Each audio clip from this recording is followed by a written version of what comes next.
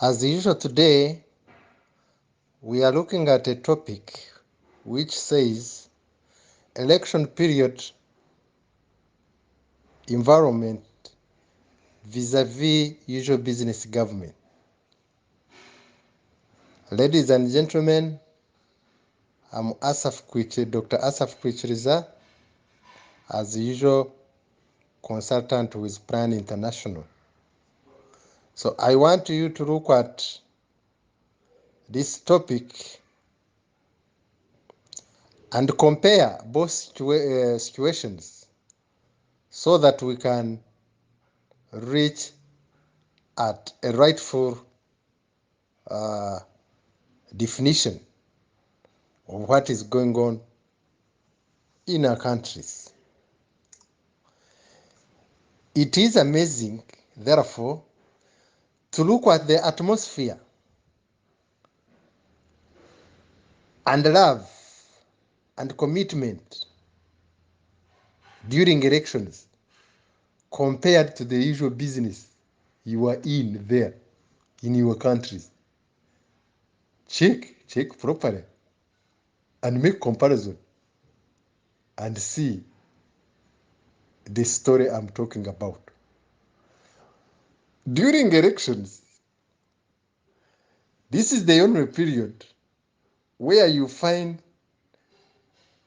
leaders or candidates, to be more specific, are closer to the electorate with love, attachment, commitment, and bond on a daily basis.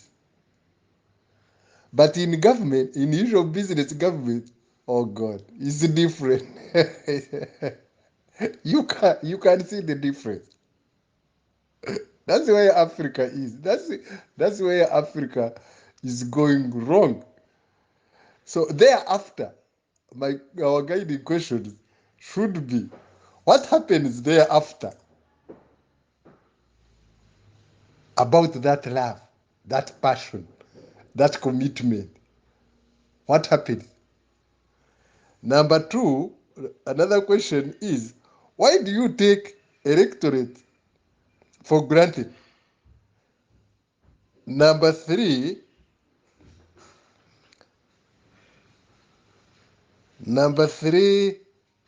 we need to look at the components of the elections.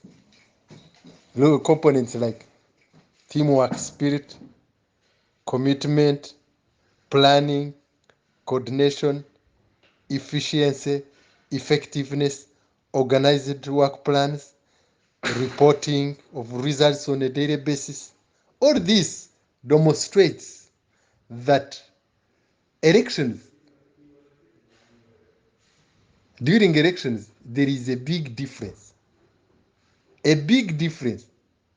compared to our usual business. So let's go ahead and look at one by one in detail. During elections, for example, in Uganda, is when you notice a well-worked plan with clear objectives and targets. Even resource mobilization is good. Service delivery is perfect. Professionalism of the security agency, all security agencies. This will include police, army, ISO, GISOs, all those chain of command. It's a bit more organized compared to the usual daily life. You know our business here in Uganda. That's a case study in Uganda. Our police always looking not serious, not serious, and unprofessional. But during elections, it's a bit different. So what is it? What makes it a difference? This big difference. What is it? It is very interesting to observe a well-coordinated arrangement throughout the exercise, from national to the zero level. Daily reporting of stakeholders is always amazing. When you compare it with usual business, sometimes I ask myself, I ask several questions like, do we elect leaders or dealers? Do we elect teachers or cheaters? Because a leader must be a teacher. If we are to follow the principles of leadership, you must implement the politics of teaching. And therefore, do we elect teachers or we have cheaters? That's our homework as electorate. Next time, we need to get rid of these cheaters and dealers because they have shown it not once, not twice. They are real dealers. They come, give them votes, you will see them after 5 years. In terms of planning, in terms of problem solving, in terms of service delivery, you will never see them again. They will come again after 5 years. So that's our coursework now. We need to think as electorate because we are the kings. We hold our votes. So we need to hold it with authority and power and get rid of these cheaters and dealers. They should go and find their business there. Then service delivery. Look at the service delivery during elections with peasants. They are always with peasants, asking them questions. Although they even bribe, they give them this petty money to buy alcohol and whatnot. Huh? Our politics has become commercial. Give and I give. No, we need to change this. We can't sell our power. We can't sell our vote like that cheaply. No, no. If they give you money, please take it and choose the rightful person. Next time, you can learn a lesson. It's during this time, you can't hear the things like boss is in a meeting. Come tomorrow. It's late. Such a things. You can't see, you can't see them. They are so efficient during elections. When you need a service, just wait for general elections. You will get it in the right time, at the right place, with the right person. They are always available. But go there after elections, my dear, my Jesus Christ. Go to our district, Kazo. And Kazo, you know Kazo? It borders with Ivan and the Kamwenj and the Churuhura. It's in between. You just go there. You can't get anything, whether veterinary service, whether agricultural service, advice, whether any, because they are busy, always in a meeting.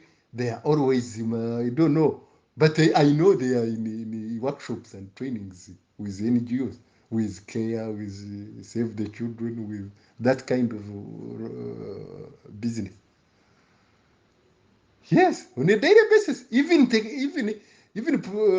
professionals, other workers, these young workers, professionals, they're not there. Agronomist is in a meeting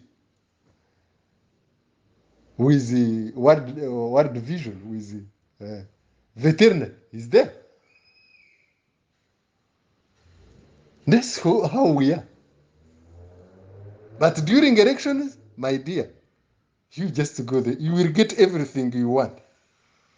Then, additionally, during this time, words like go back or come tomorrow for service, boss is busy, and we are in a meeting, you can't find it. So it should. So during elections, maybe we should play that elections should be continuous so that we can achieve at least certain goals or certain outputs. Then ownership of responsibilities. During elections, my dear, everybody owns his responsibility. Whether a planner, whether procurement, there is this business of procurement officers, with contractors and service providers and suppliers. We are busy. Come tomorrow. He's running after a contract, but he's telling him to go back.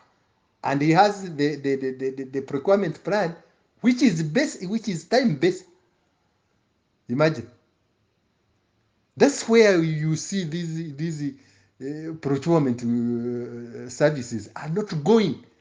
Do you know why is postponing? Is showing that contractor that is so big, such that he can negotiate increase the price, increase the bribe. These thieves, you are thieves. Then at the end of the day, procurement law is an obstacle. How can a law be an obstacle? How? A law is made by the people.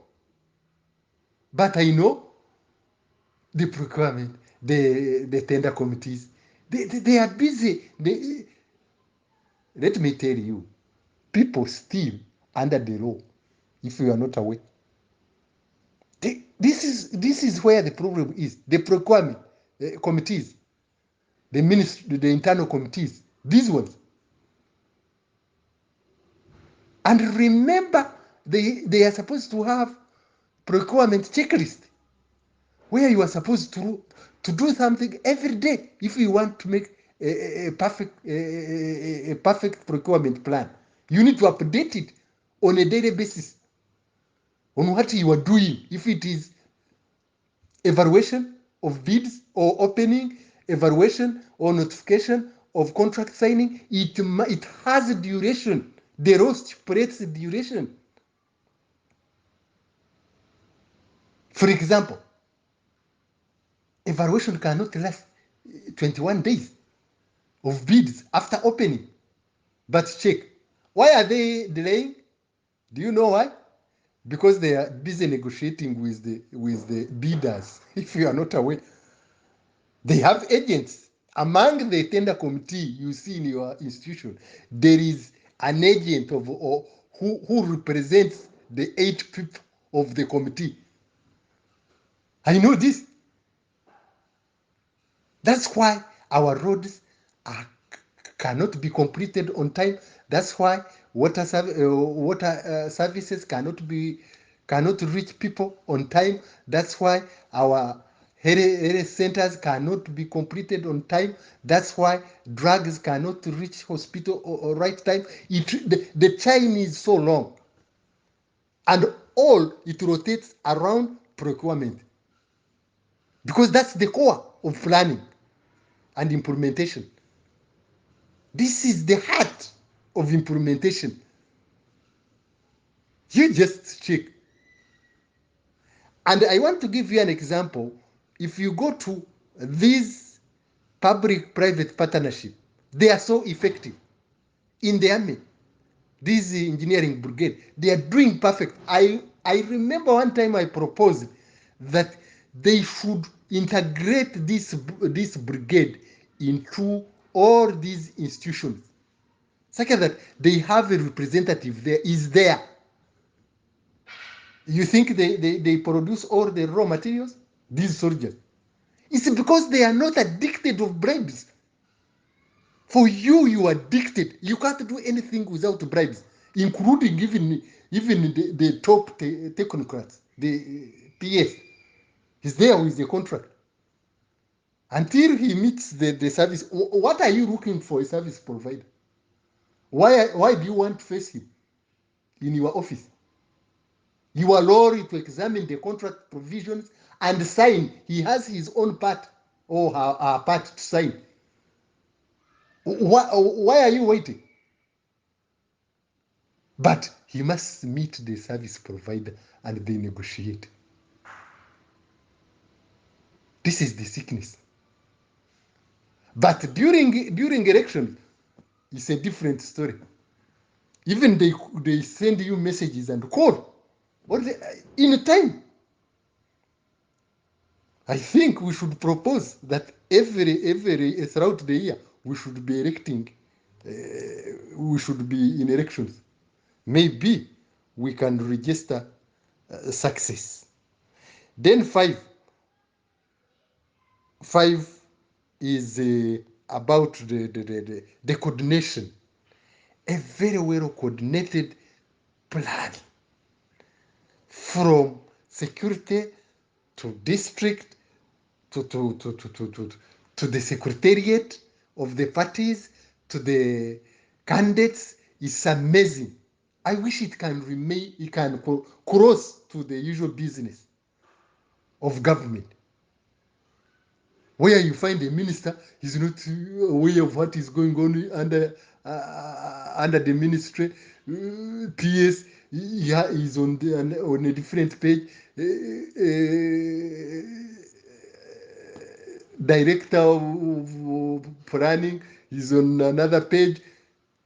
No coordination, no what, no sharing information, no. There is some, but the cause is the bribes.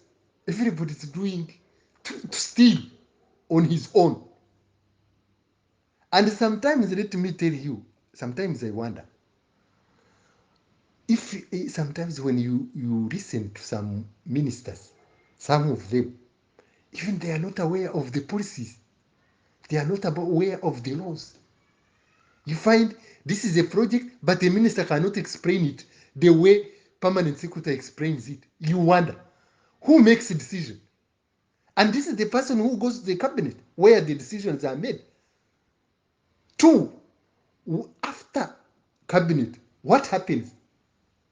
Until the president comes in to ask what happened to this investor, this policy, this, they are there. After the cabinet, they go for other business, their usual business of inefficiency, ineffectiveness, lack of seriousness, deals. The problem is the deals. They are private business. They are in private business in an office. He's coordinating his business instead of concentrating to serve the people. No, that's where the problem is. Now, how are we going to get rid of it? How? We need to fight it. We need to stand and fight these. These are injustices on our people.